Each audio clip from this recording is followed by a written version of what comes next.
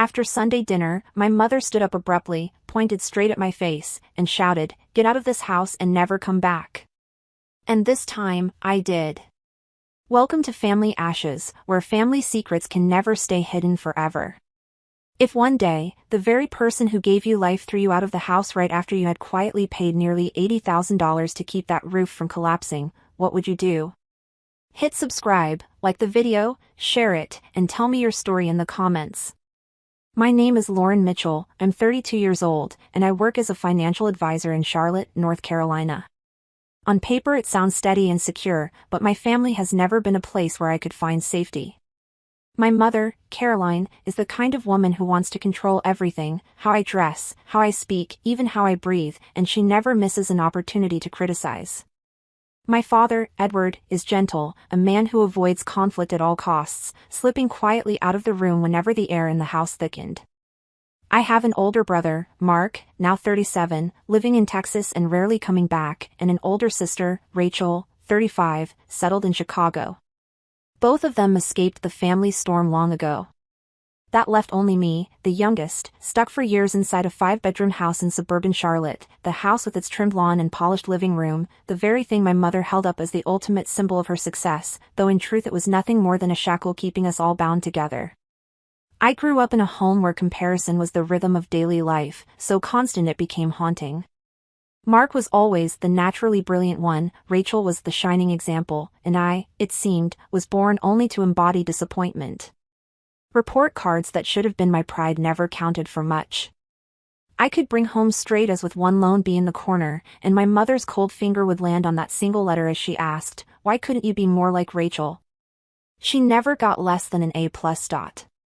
Every accomplishment of mine was stopped at the doorway by a raised eyebrow or a dismissive comment that blurred out all the effort behind it. My friends weren't spared either. I remember the very first evening Olivia came over when we were 14. The moment she left, my mother sighed, "That girl seems shallow. I don't like the way she dresses." That sentence carved itself into my memory, and from then on every friendship felt like a gamble. What would she criticize this time? Even my own body wasn't safe. The jeans I loved were said to make me look heavier than I really was, my haircut was unflattering, and even the way I laughed was brushed aside with a shake of her head. The breaking point came when I dared to voice my dream. I wanted to study economics, to become someone who could read the language of numbers and use them to sketch the outlines of the future. I believed I could find freedom in charts and balance sheets, a freedom I had never known in my own home. But my mother immediately scoffed, her voice sharp as a blade, "Women aren't taken seriously in finance. Be realistic. Study nursing, it's at least a secure profession." Her words poured into my ears like a sentence being passed down, but for the first time I didn't bow my head in defeat. I knew I didn't want to live a life mapped out by her, a life designed only to give her more reasons to keep control. I chose finance, not to prove her wrong, but because I needed to protect the small part of me that she hadn't managed to crush. After graduating from the University of Michigan, I returned to Charlotte with the finance degree my mother had once mocked as useless. I started at the very bottom in a well-known investment firm in the city, and those first months felt like a constant test of my endurance. I worked so late the building's security guard began calling me by name. I lived on black coffee and thick stacks of reports. But I climbed, step by step, and by the age of 28 I had become one of the most sought-after investment advisors in the office. I still remember one client, a businessman in his 60s, shaking my hand firmly and saying, "You made me believe in numbers again." At the firm, I was the person they relied on, the name brought up in important meetings, the colleague others came to for guidance. I was valued there, I had carved out a place with nothing but my own sweat and persistence. Yet the moment I stepped back into my parents' house, all of it dissolved into nothing. My mother never asked what major deals I had closed, which clients I was trusted to advise, or what milestones I had reached. Instead, she introduced me with that same flat, dismissive tone, "She works with money." Short, hollow, as if my entire career were nothing more than some odd hobby not worth explaining. I remember vividly the day she said it right in front of a neighbor, while I was still glowing with the news of a promotion. I forced a smile, but inside I felt as though a bucket of cold water had been poured over me. The bitterest part wasn't that she failed to understand my work, it was that she deliberately diminished it, the way she always had since I was a child. No matter how far I went, in her eyes I was still the daughter who would never be enough, always lacking, always falling short. And that calculated indifference, wrapped in the politeness she wielded so well, carved a deeper distance between us with every passing year. At the office I was respected, but at home I was nothing more than a shadow of myself, trapped in her silence and her cool disdain. When my father lost his job at 59, it wasn't just a financial blow, it was a fracture through the core of our family. He had given nearly 30 years of his life to a medical supply company, never taking more than a few sick days, never uttering a single complaint. And yet with a 15-minute meeting labeled restructuring, he came home carrying a white envelope in his hand and a weight on his shoulders as if the ground beneath him had given way.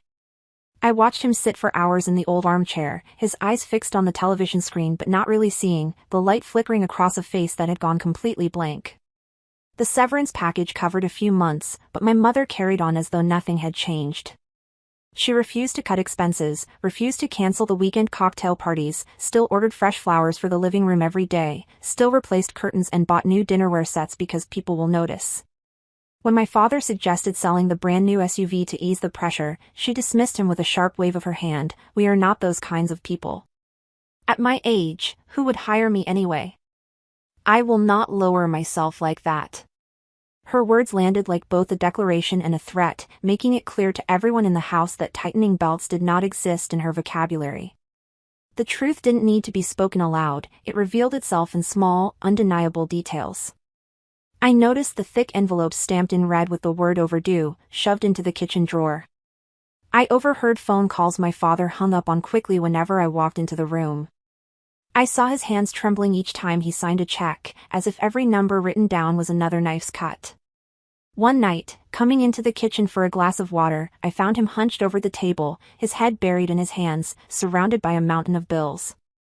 I asked him what was happening, but he only shook his head, forcing a smile and muttering, "Just a small problem." His bloodshot eyes told me otherwise. The next morning, I called the bank directly. The voice on the other end was flat and cold as she read the number, $2,300 a month, and foreclosure proceedings would begin if another payment was missed. I bit my lips so hard I tasted blood. I could cover it if I cut back on everything, if I kept driving my old car, if I turned down the luxury trips my colleagues invited me on.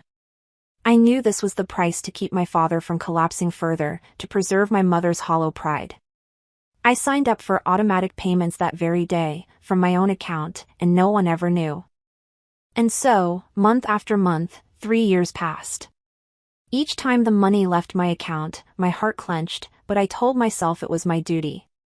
Looking back, the total climbed past $82,000, enough to buy my own condo, enough to lay the foundation for a future free of dependence.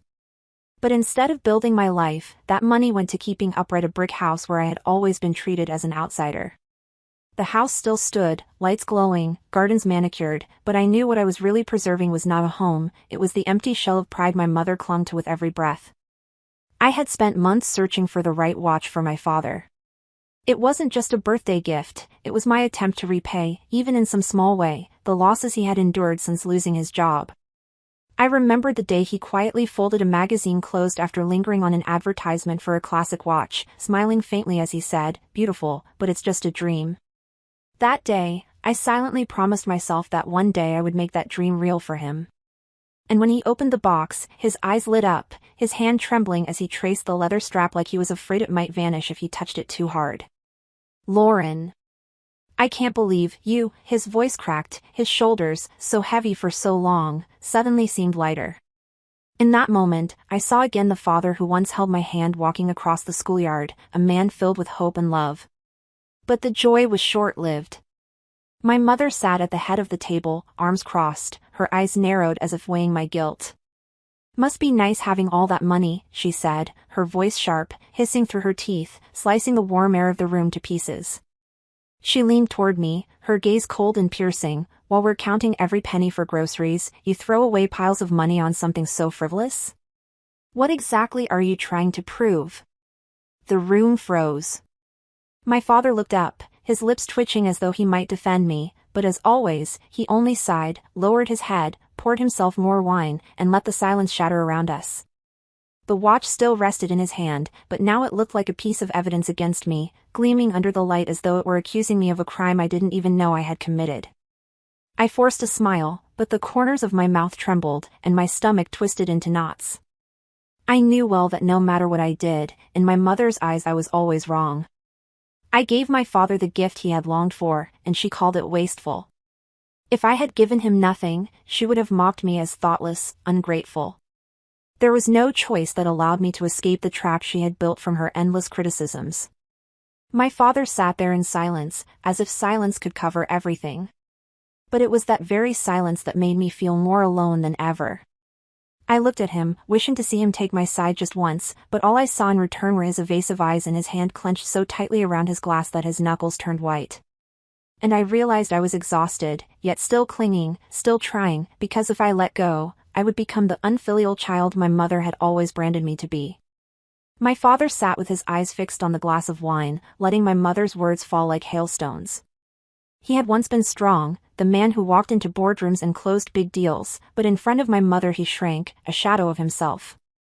I waited for him to speak up, just once, so I wouldn't have to stand alone, but all he offered was avoidance, as if silence could stitch together the rips tearing through the dinner. And that silence left me feeling suffocated in my isolation. That night, I drove back to my small apartment, my head spinning, my heart pounding wildly. I had every reason to stop, to cut the cord, but I kept driving back to their house each weekend, kept calling to check in, kept paying the mortgage as if that responsibility were tied to my very breath. I knew I was drained, my body weary, my mind frayed, my stomach knotting painfully every time I anticipated seeing my mother.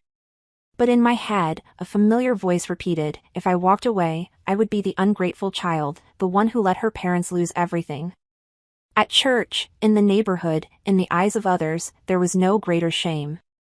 And so I trapped myself in that vicious cycle, depleted more each day but still holding on, terrified that if I let go, I would become exactly the label my mother had pressed on me, a failure, ungrateful, never enough. That evening, I went to their house unannounced. In my hand was a bag of Italian food my father liked, thinking maybe dinner would be lighter if no one had to cook. But as soon as I stepped into the hallway, I froze. From the kitchen came my mother's voice, sharp as a blade, that girl thinks she's so great, little Miss Perfect, but all she does is make us feel ashamed. My heart dropped, and the bag of food grew so heavy it dragged my arm down. I heard my father's voice, low and tired, as if he were trying to smother the storm, Caroline, she's only trying to help. But my mother pressed on. We don't need her pity. She just wants to prove we're incompetent. Always flaunting, always acting superior. I backed away carefully, willing the wooden floor not to creak, then slipped out silently and sat in my car by the curb, gripping the steering wheel until my knuckles turned white. I sat there a long time, my chest heavy, torn between tears and the bitter awareness of my own foolish hope, that one day she might see something good in me.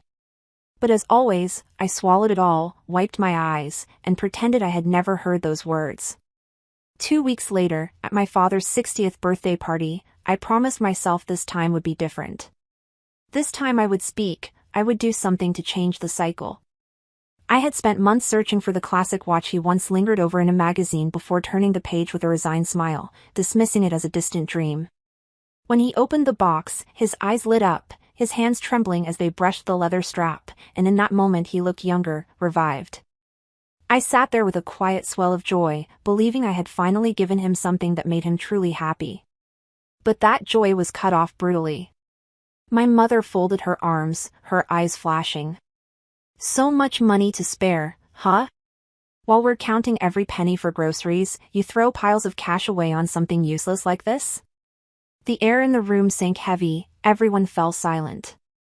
My father opened his mouth as if to speak, but then poured himself another drink and retreated into silence, as always. I bit my lip hard, forcing down the lump rising in my throat. I was used to being criticized, but this time it felt like she had stripped away the very meaning of the love I was trying to give. After dinner, I gathered every ounce of courage and placed a stack of papers on the table. I had prepared it carefully, a financial plan to help them pay off debt, cut expenses, hold on to the house they were clinging to so desperately. I looked straight at them, my voice shaky but clear, I want to help. This is my work. I know we can restore balance. I thought it would be an outstretched hand, but instead my mother shot to her feet, her chair crashing back against the floor. "There it is! This is what you've been waiting for, isn't it? To see us fail, so you can swoop in as the savior. You think you're better than us, smarter than us? You just want to humiliate your parents in front of everyone." Her voice hissed, each word slamming down like a blade.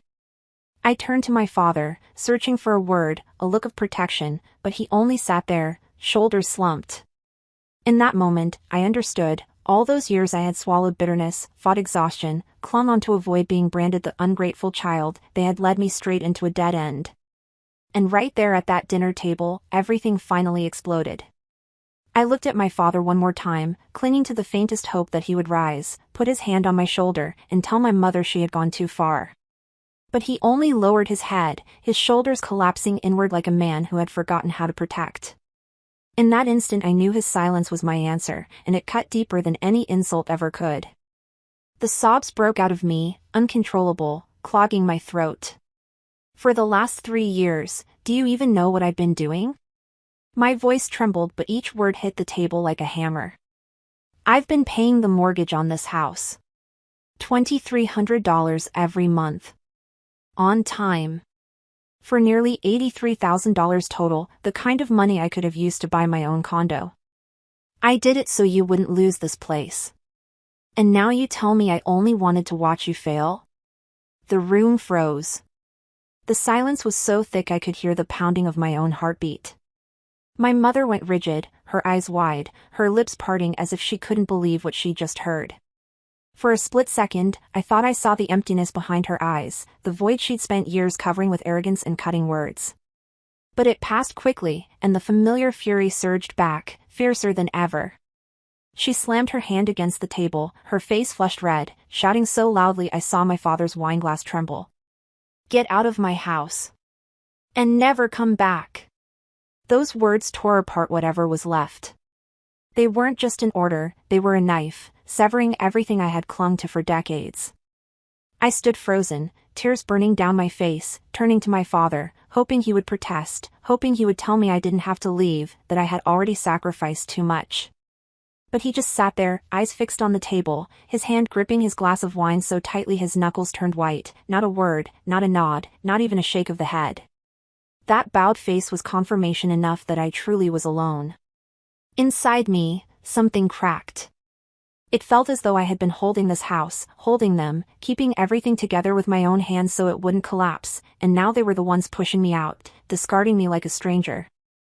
I didn't argue, didn't beg, didn't even search for a reason to hold on anymore.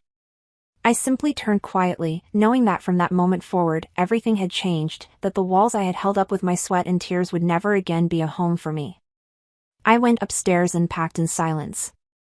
The small overnight bag I had brought was barely enough for a few sets of clothes and a jar of moisturizer, but my hands shook as though I were packing away my entire life. I walked down the stairs, no one saw me off, no one offered a hug, no one spoke a word to stop me.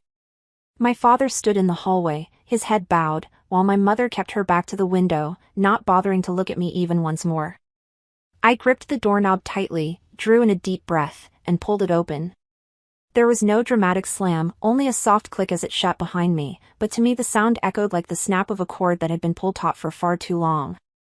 I drove into the night, the familiar road from their house back into the city emptier than I had ever seen it. Cold air rushed in through the crack in the window, brushing against my tear-streaked face, and I suddenly realized I was both crying and breathing more easily than I had in years. The pain was there, sharp and deep, but strangely, within it, I felt the faintest glimmer of lightness, a fragile sense of freedom, trembling but undeniable. For the first time in my life, I was no longer imprisoned within walls of silence, control, and endless comparisons. The very next morning, I sat at my computer, opened my bank account, and canceled the mortgage payments for good. Each click of the mouse was both terrifying and liberating. 3 years, $2,300 every month, nearly $83,000 gone, and now, it was over. I was no longer financially bound to that house, to that shell my mother had paraded as her triumph. I decided I would find a place of my own, somewhere no one had the power to throw me out. I began touring homes, at first only to reassure myself that I had options. But then, when I stepped into a two-bedroom condo inside a renovated Victorian house in the heart of Charlotte, I knew instantly this was where I belonged. Sunlight poured through the wide windows, the wooden floor creaked softly beneath my feet, and the air seemed to whisper, "This is yours." I signed the papers, put down the deposit with the money I had saved, money I had once funneled into preserving a house that never wanted me. Only this time, the roof was truly mine, and no one could ever take it away. I remember my first therapy session with Dr. Parker as if it were a door opening into a room I had never dared to enter. That room was so quiet I could hear the clock ticking, golden light spilling across old shelves of books. I sat there, my hands gripping a glass of water, speaking and holding back tears. I told her about the years of being called inadequate, about the moment I overheard my mother muttering "Little Miss Perfect," about the times I gave gifts only to receive her bitter smirk in return. I told her about the 3 years I had automatic withdrawals from my account paying the mortgage on that house, like an invisible gatekeeper, keeping it from collapse. When I finally stopped, drained as if I had run a marathon, Dr. Parker sat quietly, nodded slowly, and said, "What you are describing is very typical. Your mother shows strong narcissistic traits. And your father, through his long silence, became the enabler." He didn't stop it, and his silence allowed it all to continue. I sat frozen, my heart tightening. Her words hurt as though someone had turned my entire life inside out, yet at the same time, they were a truth I had never dared to name. In the sessions that followed, I began to re-examine everything I had done. I realized that paying the mortgage in secret wasn't the act of rescue I told myself it was, but a form of enabling their denial. I had let them continue believing the illusion that everything was fine, that the house was sustained without them ever having to face reality. "There's a clear line," Dr. Parker said, her tone firm but gentle, "between helping and enabling. Helping is when you hand someone the tools so they can stand up on their own. Enabling is when you remain under them, holding them up again and again until you collapse yourself." Her words made me shudder, the images of those years of transfers and quiet sacrifice rising like a confession that I had allowed myself to be drained completely. I began to experiment with boundaries, something I had always thought existed only in books. I stopped calling my mother every day as if it were a ritual, stopped sending money every time my father hinted at hardship. The first time he left me a message saying, "If you can, send a little to help us get through this month," I let the phone ring out without picking up. I sat in my new condo, hands shaking, a wave of guilt rising like a tide that threatened to sweep me away.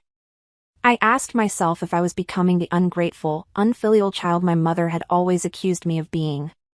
But when the night passed, I realized that for the first time, I slept until morning without waking in panic. Each week that went by, I felt myself breathing easier, my shoulders lighter. I understood that stopping the financial support, no longer rushing in like a firefighter every time their house went up in flames, didn't mean I was abandoning my family. It meant I was refusing to burn myself alive alongside them. I was not a bad daughter for protecting myself. I was simply beginning to exist as an independent human being, with clear boundaries, and with the belief that true love is not endless sacrifice to the point of self-destruction. I arrived at the cafe half an hour early, taking a corner table with a clear view of the door. I wanted the advantage of seeing my father approach, to steady myself before facing him. I had prepared a short list in my notebook, the things I would say, the boundaries I would not let slip. No promises, no taking on their burdens, no letting myself be cornered. I repeated it to myself like a mantra. When the cafe door opened, I saw my father walk in. But right behind him was my mother. She wore a gray coat, her hair pulled back, her face tense. My whole body went cold, as if someone had poured a bucket of ice water over me. I stared at my father, my hand trembling beneath the table, while he came closer, stammering, "I thought, it would be better if your mother were here too." In my mind I heard the coffee cup in front of me crack, my palms burning from how tightly I was gripping it. Everything I had prepared vanished in an instant. They sat down, my father across from me, my mother leaning slightly as if ready to leave at any moment. The air was heavy, and the clinking of spoons against cups from nearby tables felt piercing. My father broke the silence first. His voice was low, weary. "Lauren, I have to apologize. Not just for what happened at the birthday, but for the many years I stayed silent, letting you become the target of all the anger. I know I failed you. I looked at him, trying to accept the apology I had longed for my entire life, but it came so late it ached. I wanted to believe it, but inside me rose a sharp doubt. Would he truly change, or would he bow his head again, like always? Then my mother spoke. Her voice was different, not the sharp edge I had grown used to, but trembling, as if she were wrestling with herself. Your father showed me the bank statements, the mortgage payments. I didn't know. She stopped, eyes dropping, breathing deeply. I was jealous of you, Lauren. You had the career I gave up. I chose family, chose the house, and when I saw you succeed, instead of pride, I felt ashamed. I turned that regret into anger, and I took it out on you. I sat in silence. In that moment, I didn't see the powerful, cold woman etched in my memories, but an empty, lost person clinging to the past. I felt pain, but I no longer wanted to be the rescuer. My voice came out hoarse but firm. Whatever the reason, you destroyed me while calling it love. I cannot go back to the way things were. I will not keep being the punching bag, the wallet, the scapegoat. I saw her blink quickly, while my father reached out a hand toward me but stopped halfway, suspended in the air. The cafe seemed frozen. I knew this conversation wasn't about patching the past, it was about drawing the lines for a new present. And I sat there, my heart trembling but strong, for the first time not bowing before them. After that meeting, I stepped outside on unsteady legs, but inside me was a feeling I had never known. I had laid down a real boundary, a line I had never dared to draw before. The following days were heavy. The phone rang several times but I didn't answer right away. I learned to sit in silence, to let my heart grow used to not reacting instantly to every plea for rescue. And slowly, changes began to appear, hesitant, clumsy, but real. My father was the first to change. He found a position as a sales manager at a small company in Charlotte. The pay was only half of what he once earned, but for the first time in years I saw him smile as he talked about his work, saw real light in his eyes instead of the weary stare over the rim of a wine glass. On the phone he told me, I don't feel useless anymore. I stayed quiet, swallowing the lump in my throat, but inside, my heart warmed in a way I could hardly put into words. As for my mother, I'll admit, I never truly believed she could change. But then I heard she had taken a job as a receptionist at a real estate office. On her first day, she called me, her voice still tinged with pride. They had to admit I organized paperwork faster than the actual staff. I smiled, and for the first time in years, it was a smile without bitterness. A few months later, that same office offered to sponsor her to get her realtor's license. I didn't say much, only replied, if you want it, then do it. And in her voice, I heard a new kind of eagerness, not the hollow vanity I'd grown used to, but something alive, something genuine. And then there was the house. The 5-bedroom suburban mansion, the one soaked with all my painful memories, finally slipped out of their hands. They sold it, paid off the bank, and moved into a smaller townhouse in the city. The first time I visited, I found my mother sitting in the modest living room. There were no crystal chandeliers, no elaborate curtains, yet she looked peaceful. She said, fewer rooms, less to clean. I can breathe easier here. I stayed quiet, glancing around the new space, feeling a strange mix of sorrow, relief, and a small flicker of hope. Change didn't come like a miracle. It came because I had pulled back for good, because I had drawn the line and refused to erase it. My father rediscovered dignity in his new job. My mother reclaimed a piece of herself she had abandoned decades earlier. And I learned that sometimes love isn't about holding everything together in your own arms, it's about letting go, so others can carry their share, no matter how painful that may be. My father was the first to change, and I realized it through his voice more than his paycheck. One morning, he called me sounding lighter than he had in months. I've got a job now, at a small sales company. The pay's half of what I used to make, but at least I feel useful again. They respect my experience, and every morning I have a reason to get out of bed. I sat frozen, clutching the phone, my heart clenching tight. For years I had only seen him retreat behind a glass of wine, letting my mother dominate, letting me take the blows alone. And now, hearing him speak with a hint of pride, I felt tears rise. Not tears of pure happiness, but because it was a fragile light I thought had gone out forever. And my mother, the person I believed would never change, ended up surprising me in the strangest way. One afternoon, she called, her voice bright with excitement but shaded with shyness. "I've started working at the real estate office. Just as a receptionist, handling paperwork, but everyone says I'm efficient and quick." I gave a soft laugh into the silence, half doubtful, half astonished. Weeks later, she called again, her voice trembling with joy she couldn't hide. "Lauren, they want to sponsor me to get my realtor's license. They say I have a knack with clients, that people trust me." I bit my lip, overwhelmed by a surge of emotion. In her voice, there was no empty bragging, no cutting sarcasm, just a fragile, genuine confidence. A confidence she had buried for decades behind the role of the perfect housewife. The first time I visited their new townhouse, the scene took me by surprise. My father sat at the kitchen table reading the newspaper, morning light slipping through simple curtains, no crystal chandelier overhead, no long, cold dining table stretching the room. My mother stepped out from the living room holding a folder of client documents, her hair tied neatly back, her face tired but brighter than it had been in years. She looked at me, not with the scrutinizing gaze I had grown used to, but with a small nod, like a quiet greeting. I stood there, my heart caught between bitterness and relief. For years I had paid with my own exhaustion, hoping they would change, only to discover that it was only when I stopped, when I drew my boundaries, that they were finally forced to stand on their own. The new home was small, just 2 bedrooms and a cozy living room, but inside it I saw, for the first time, my parents as 2 people trying to live their own lives instead of clinging to hollow illusions. And I, for the first time, stepped inside without feeling judged, like a guest who had chosen to remain on the safe side of an old line, watching without being pulled back in. After the day they signed the papers to sell the suburban mansion, I felt as though an old chapter had closed. That house had been the symbol of my mother's control and my father's silence, a vast stage where I was only a faint supporting role, forever compared, criticized, pushed aside.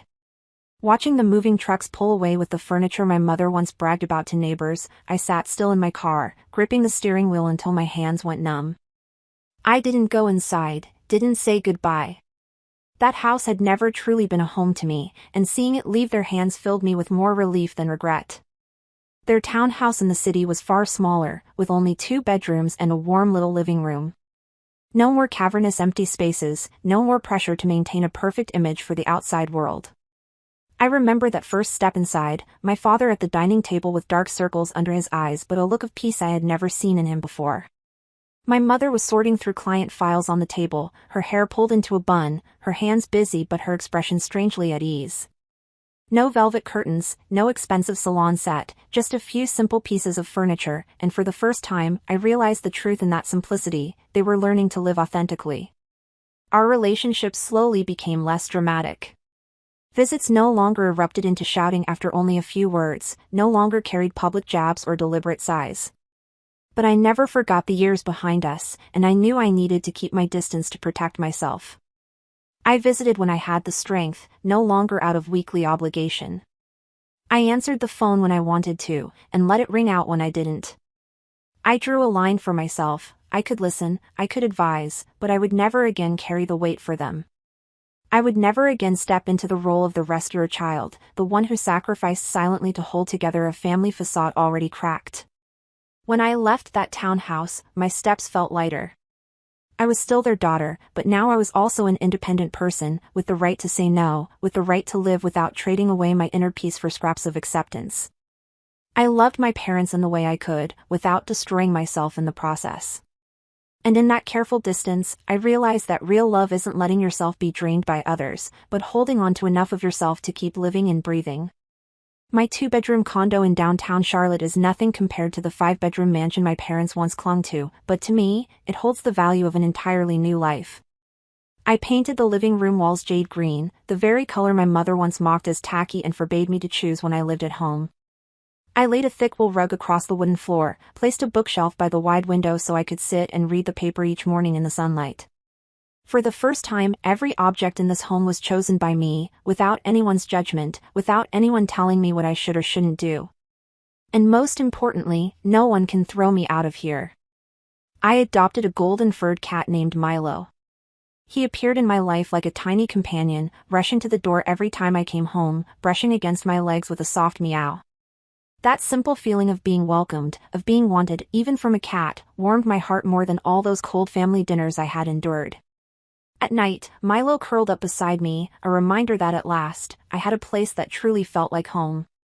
My career, no longer drained by endless financial obligations and constant guilt, suddenly bloomed in ways I hadn't expected.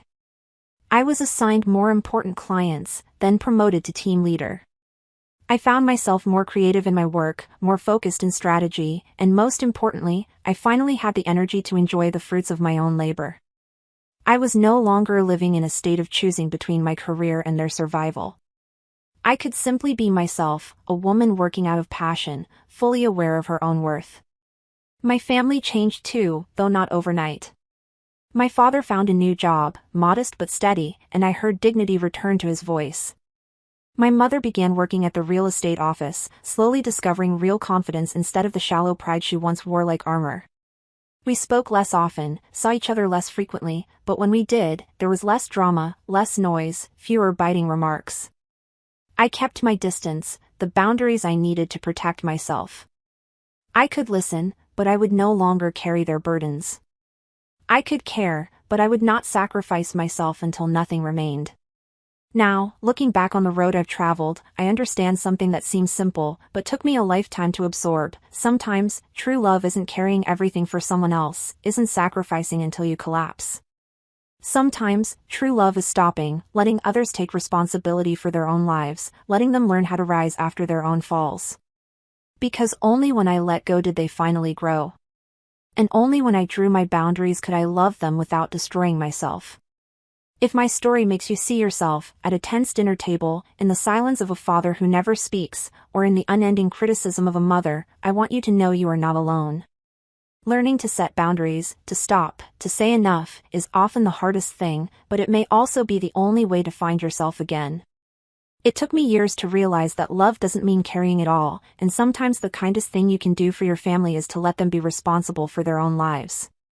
If this story touched your heart, please subscribe to the channel, like the video, and share your own experience about setting boundaries within your family. Write it down in the comments, because your story might be the light that guides someone else who is struggling in the dark, searching for a way out. And maybe today, by speaking up, you'll save a stranger who needed exactly this reminder to begin their own journey.